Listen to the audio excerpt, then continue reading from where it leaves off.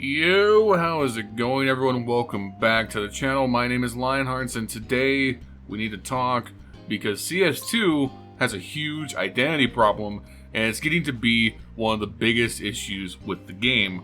What am I talking about? Well, right now, we have two competitive game modes. We have competitive, and we have Premier. And really only one of them is taken seriously by the community, and that's Premier.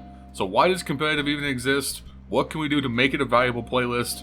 And what should be done to differentiate the two going forward? What kind of brought this about in my mind is I've been playing a lot of competitive offline solo because I want to get into doing more individual VOD reviews of my gameplay here on the channel. And one of the consistent issues I'm running into is that competitive is not treated the same as Premier currently. It is not seen as a competitive game mode by the vast majority of players. And I know that because I've been asking players in my lobbies. I've also went over to the Global Offensive subreddit, made a post, and got several responses confirming the same thing. The general consensus is that people are seeing competitive as a competitive light playlist, currently treating it like an unranked matchmaking or a casual competitive play mode, where there are people who take it seriously, but the vast majority of players aren't concerned about playing as hard as they would in Premier, where the instant feedback of gaining and losing ranked makes them more concerned about the outcome of the match. Now, the problem should be pretty obvious. The game mode, the playlist, is tagged as competitive. There are ranks attached to each map. The goal, it seems from Valve, is that these game modes, both Premier and competitive, are meant to be taken as seriously as each other because they are both competitive ranked game modes. So what can we do to bring parity back to these two playlists? That's what we're going to explore in this video. If that interests you at all, make sure you guys take a second, leave a like, leave a comment down below, and subscribe to the channel if you haven't already. It helps out massively in the YouTube algorithm. The majority of you who watch these videos are not subscribed, so hit that button, hit that bell. It supports me immensely. And make sure you check me out on Twitch. I stream every night between 8 and 8:30 p.m. Pacific Standard Time. Your support is always appreciated. And let's get right back into the video.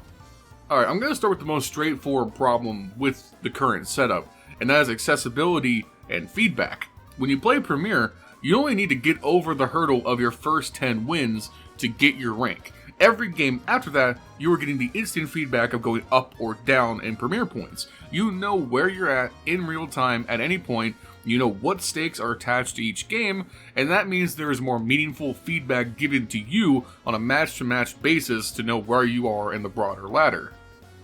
And that's great. It's undeniably one of the highlights of the Premier ranked system. However, it's way less intuitive when you go over to normal competitive. For one, the biggest issue, and something I've harped on already in other videos, requiring 10 wins per map to get a rank is an extreme barrier to entry. Now granted, I think the intent here is that competitive is an evergreen game mode. There is no rank reset like in Premier. So eventually, over a long enough time scale, and you consider the CS2 is supposed to be a 5-10 year long project just like CSGO, obviously eventually players are going to get ranked on all of their maps. The problem is it's not 5 years later or 10 years later right now. In the now, it's an extreme barrier to entry for everyone because you have to play an inordinate amount of games if you want to get ranked on all of the maps that you would play in Premier. Just to get ranked on every map that's in the Premier map pool will take you 60 wins. To put it in perspective, I play Premier every night, usually 3-4 games. I have 81 total Premier wins at 47% win rate. It would take me nearly my entire playtime to this point in Premier to go get ranked on all of the maps in competitive. That's incredible. No one's gonna do that. I don't know a single person who is ranked on more than 2 maps, maybe 3 max, in the competitive system. And that immediately is going to cause a lot of problems. The biggest issue, and why I think so many people don't take competitive seriously, is that it creates a lot of match variance.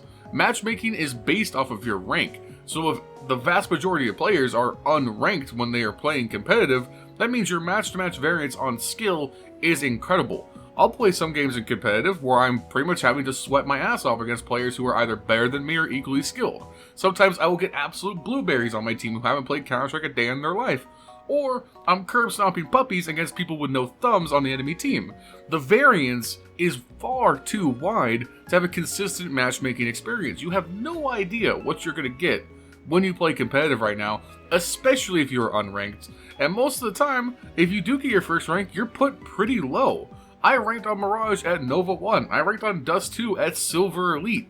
If the vast majority of players are landing in Silver Elite and Nova to begin with, and then having to grind after already having to get 10 wins on those maps, it's still going to be the same problem of that matchmaking pool being heavily diluted with a bunch of random skill variants. So I think the net result of all this is that players just aren't going to care enough to play competitive at all, or if they do, they're going to treat it as warm-up, practice, or again, as casual competitive. They're not going to put in the same effort as they would in Premier, and that's going to degrade the quality of the matches for the people who do care. And there's nothing wrong with using competitive to practice, because practice doesn't inherently mean you're not trying. The problem is a lot of players just aren't trying at all, and that ruins it for the rest of us.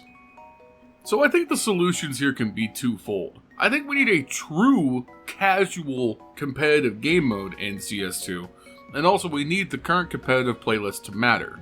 Now, how do you make the current competitive playlist matter? Well, I think you rework how the ranks are currently operating. I think ranks should be given after 5 wins, because that would just give you instantaneously more feedback so players know where they sit, and you need to accelerate how fast you can rank up, because right now, it has the same problem of the old CSGO system, where you hit Nova 1 or whatever, and you're like, okay, how many games do I have to play to get to Nova 2? And nobody knows. It's innocuous because there's no number attached. Valve needs to attach, essentially, the Premier points to the named ranks from CSGO. It should be something like, oh, Silver is like 0 to 5k, Nova is 5 to 10k, etc. And then just put that number below your Nova rank on competitive so you know roughly where you are. This would also have the double-edged effect of giving you a better idea of what your skill bracket might be in Premier. If you're someone who played a lot of CSGO, you just jump into CS2, and you don't know if like 15k is good or not, for example.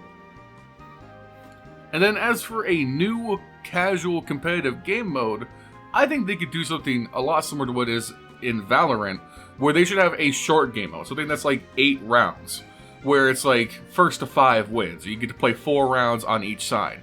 Something that is better than what casual currently is, because current casual is a dumpster fire, but it's not as long as a true competitive match, where you essentially play with like the overtime rules. You play the first round with 10k money, you play out the half, go to the second half, game's over in like 15 minutes, and you get a chance to practice all of your maps in an environment that is simulating the rule set of competitive, but in a much looser, quicker environment where there's not nearly as much stress attached to it.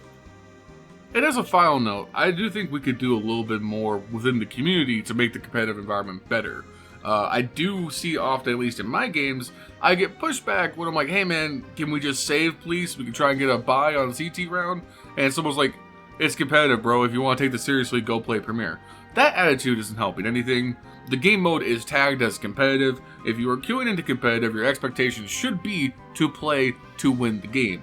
I understand that the current reality is that it's not as serious as Premier, but we can help make the average quality of games better by taking the game on a little more seriously ourselves as well.